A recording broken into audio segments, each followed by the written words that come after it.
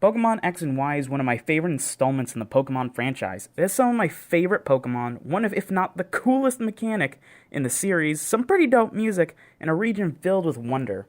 But for many reasons, it's considered to be one of the weakest games to date. Why is that? Well, the difficulty, for one, but I can't do much about that. Personally, I also attribute it to the lackluster story. With a lack of development for characters and their stories, it all just comes off as unmemorable. In this video, I want to offer my alternative take on the story of Pokemon X and Pokemon Y. Now, before I get into it, I want to say that I don't plan on drastically changing or getting rid of the core elements of the story. Lysander is still the boss of Team Flare, Diantha is still the champion of the region, and you still have the same rivals following you around. Yes, all of them. So without further ado, let's get into it. First, I want to talk about your rival. Well, I guess rivals. The one that you're supposed to consider your rival is Serena, or Calem for the female players. Now, I'm not someone who completely hates friendly rivals. The rival doesn't need to be a complete jerk, but they shouldn't be a brown-noser. For some reason, the story forces these other three unnecessary, generic, one-note characters to join you and also be called your rivals, I guess? It doesn't help the fact that Serena and Calem, for now let's call them Calamina, just to save time, are blander than a piece of driftwood. They get no development, no moments to shine, and no personality whatsoever. They get a total sum of, "Hey rival, let's fight!" and that's it. That's all you get. So, in order to fix this little issue, I want to make one change. One simple change to Calamina's character that not only makes her more likable, but also fixes my main issue with the other three and plays into the theme of the game. Calamina's parents. At the beginning of the game, they mention in passing how both of their parents are Pokemon battlers. Prominent ones at that, but they never go anywhere with it. We never know who they are or what their role is in the Pokemon world. Who knows, they could have been an actual character from the series, like a champion or an Elite Four member, but we don't know. Anyway, my idea is to expand upon this and make that be their drive, their main motivation, so to speak, of why they're a Pokemon trainer. Calamina wants to be a successful trainer, like their parents, and sees themselves as the leader of the group of friends. They would start off nice, but carry the sense of taking the opportunities that they use to teach the player to make it seem more like they're babying them. Along the way, they would accompany you in double battles to make sure that you didn't get hurt and dispense advice to your fellow trainers. They would even give some passive-aggressive comments to the friends about their quirks, calling Trevor nerdy, telling Tierno that his dancing is pointless in battle, and remarking on how Shauna doesn't have a goal, unlike her. Basically, they would be a mean girl, or boy, because, gender. Then comes the Tower Mastery, the first time you get to battle them. I always found that weird that the first battle against your main rival comes after 3 whole gyms and the introduction of the evil team, but I digress. After you inevitably beat them, instead of resigning to their defeat, they would be left in shock and try to figure out what they did wrong. It would help explain why they battle you so many times consecutively after Shalor City. First, they invite you for a battle to make sure that their battle at the tower wasn't a fluke in Comarine City. Then they come out of nowhere and challenge you before the Spooky House.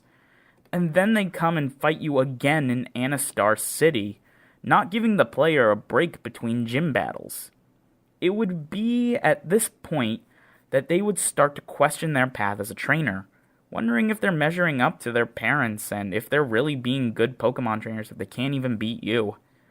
However, it comes down to the eventual raid at the Team Flare secret lab that really starts to be the turning point for her. As you and Calamina go through the lab, your friends come in to help distract some grunts.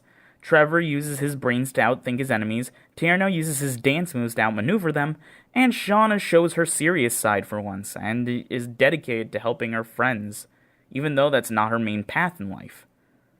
Through this process, Calamina starts to understand an important lesson. Not everyone is going to take the same path. There's no right way to be a trainer and no reason why you can't enjoy your adventure without Pokemon battling just like you. And that's fine. When they confront Lysander, he realizes that Lysander wants to... When you two finally come to confront Lysander, they realize that Lysander wants to destroy the real beauty of the world of Pokemon. Different experiences, a different world in which, even when things aren't sunshine and rainbows, that there's still something that can be shared. An experience, a beauty that comes inherent with the world of Pokemon. By the end of the story, they have gone from a character desperate to prove their superiority to someone who respects their fellow trainers. The three other friends now get a chance to be fleshed out and actually earn some respect for actually participating in the Team Flare arc, thus earning that celebration at the end. Yeah, you think I forgot about that, you little guys. You didn't deserve that medal. I'm the one who did everything. Anyway, and it all stems from advancing Calamina. It makes this line at Victory Road make more sense.